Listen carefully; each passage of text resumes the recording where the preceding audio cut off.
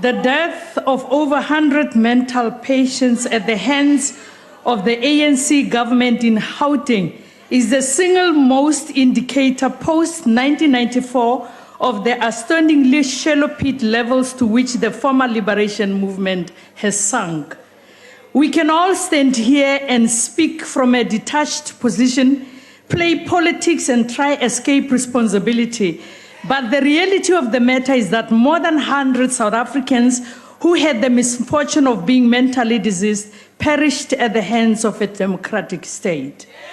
More astoundingly, the ANC government, as was the case when it murdered workers in Marikana, refuses to take responsibility. It's not enough that Ketani Mahlangu resigned. It's also not enough, Speaker, that the ANC government comes here and offers half-cooked apology. It is not enough that Mr. Zuma comes here and half-heartedly offers his condolences to the families of mental patients his government killed. We need a government that takes responsibility. What happened in Gauteng is demonstrative of the state of neglect of mental health generally in this country. Despite legislative frameworks available for the protection of mental health patients, the ANC has not prioritized their well-being in all respects. When the Mental Health Care Act of 2002 was implemented in 2004, it was hailed as one of the most progressive pieces of mental health legislation in the world. An entire chapter was dedicated to human rights for those with mental disabilities. Furthermore, the MHCA contained articles addressing compulsory admission, protection of patients' property, rights to appeal, the reporting of abuses, and the formation of independent review boards with ombudsman functions.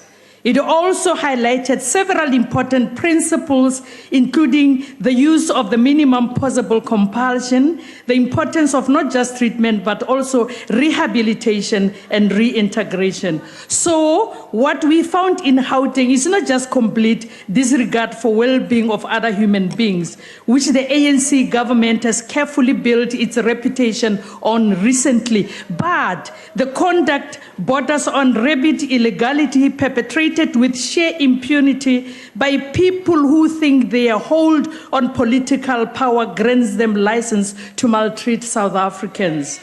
We have here a government that has no respect for its own laws, no respect for the people who put it on power, no respect for anything but their stomachs. Of course, Speaker, what is left unsaid here is that Ketani Mahlangu moved patients who had been at life isidimeni for almost all their lives to NGOs with close links to her ANC comrades. In their unbridled corruption, even the life of those who are abled differently is dispensable. We need to stop this road. We need to have all those responsible behind bars. We need, Speaker, to have those NGOs, the Gauteng department officials, and the politicians who instructed them to be arrested. It cannot be business as usual when more than 100 of our countrymen and women died from starvation, dehydration, and other preventable causes. And as EFF, we pass our heartfelt condolences to the families of the deceased and promise that we will leave no stone unturned until the murderers responsible for the death of your loved ones are brought to book. Madam Speaker, we also promise all those frustrated by government inaction in dealing comprehensively with mental health challenges that we will hold the Department of Health accountable for its inaction. I thank you.